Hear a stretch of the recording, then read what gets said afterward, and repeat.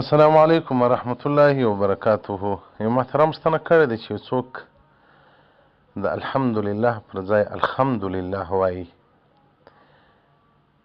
یعنې د ښې پر ځای ښې وایي، د دې سړي لمونځ څنګه دی؟ محترمه فقهای کرام وایي د یوه توري پر ځای بل توری راوړل دا لمونځ فاسدوي. نو وایي که چیرې دا توري سره جندي اوله لکه سوا و سین، تی و طوا، زوا و ضا، او په دغه صورت کې که یو په بل باندې بدل سي، امي سړی وي دا خپل کوشش د زده کړې کړی وي خو ژبه یې نه پر اوړي، بیا لمونځ نه فاسدوي. نو وایي قرآن زده کړه، د لمانځه زده کړه لازم داسې کوشش به کوي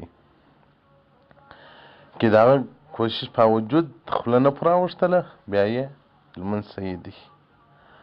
او که سړی له کوچنیوالي تر مرګه پورې ملا ته نه کښېني، قاري ته نه کښېني چې ما ته قرآن راوښیه، ما ته لمونځ راوښیه، نو په قبر کې په آخرت کې به بیا پوښتنه ورڅخه وسي.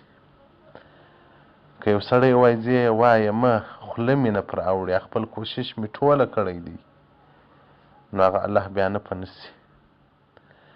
اوس دا زده کېږي، خو زموږ سره د لمانځه په ګروپ کې داسې شاګردان شته چې اول وار راسي وایي الحمدلله رب العالمین، دا ډول یې وایي، خو بیا یې حروف سم سوي دي، لمونځ یې سم سوی دی.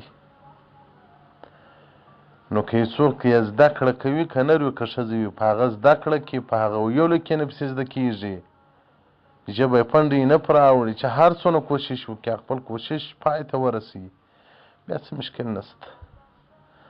او دا که په ټول ژوند دی عالم ته نه یې کښېنستلی، عالم ته نه یې ورغلی، د عالم څخه یې زده کړه نه یې کړې، نه وي کړې، نو دی وایي ما نه زده کېږي، دا خبره خو غلطه ده.